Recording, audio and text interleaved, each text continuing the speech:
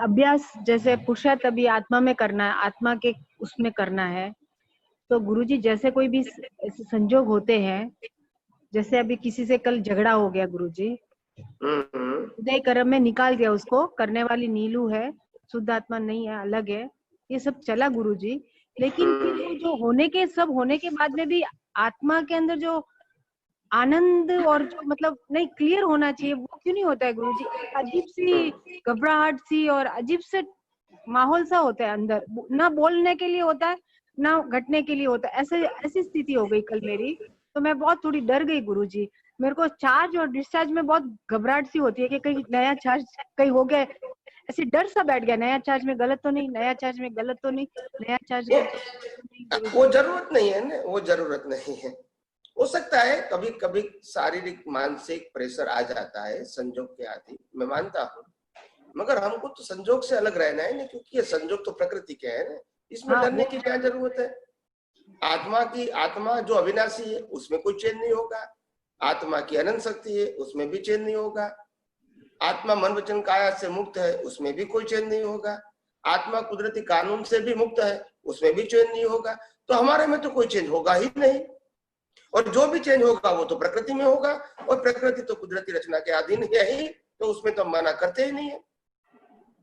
तो घबराहट सी क्या गुरुजी? ऐसे घबराने की जरूरत नहीं होती गुरुजी। वो घबराहट इसीलिए हो गया क्योंकि आप प्रकृति के साथ इतना अटैच हो गए, यानी प्रकृतिमय बन गए, तो प्रकृति की अवस्था आपको महसूस हो गई। तो मैं बोल रही हूँ ना गुरुजी कि मैं जुदा हूँ करके, बोलने भाव में तो वही था।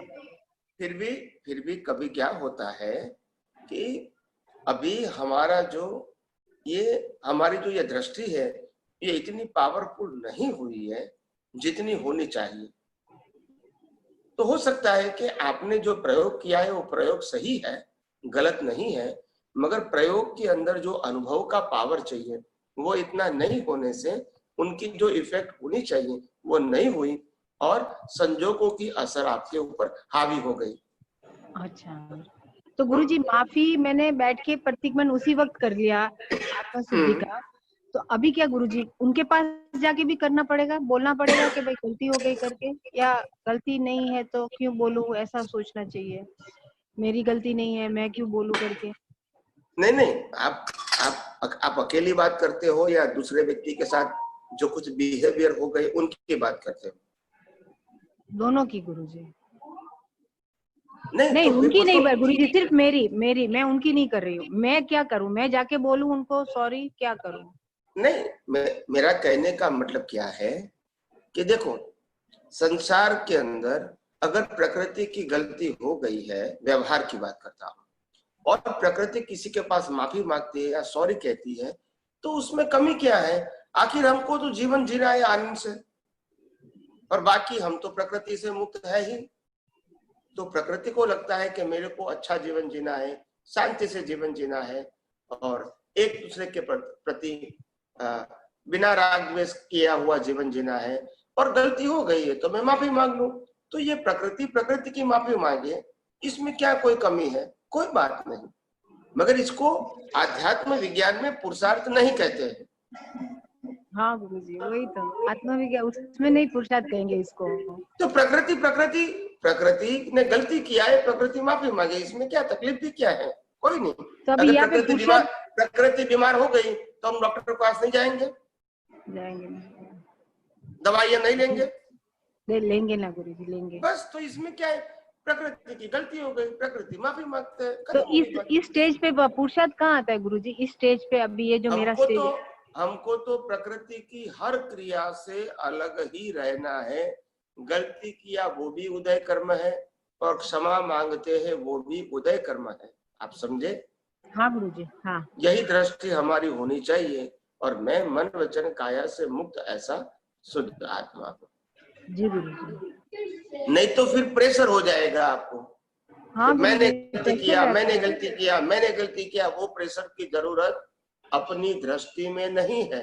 वो ये तो बाहर नहीं के था। मन वचन का, ये बाहर का मन वचन काया है, उन्होंने गलती किया है, वो भी उनका संजोग है, और अच्छे और एक दूसरे के प्रति प्रेम भाव रहने के लिए वो वही गलती के लिए क्षमा मांगते हैं, तो व्यवहार से अच्छी बात है।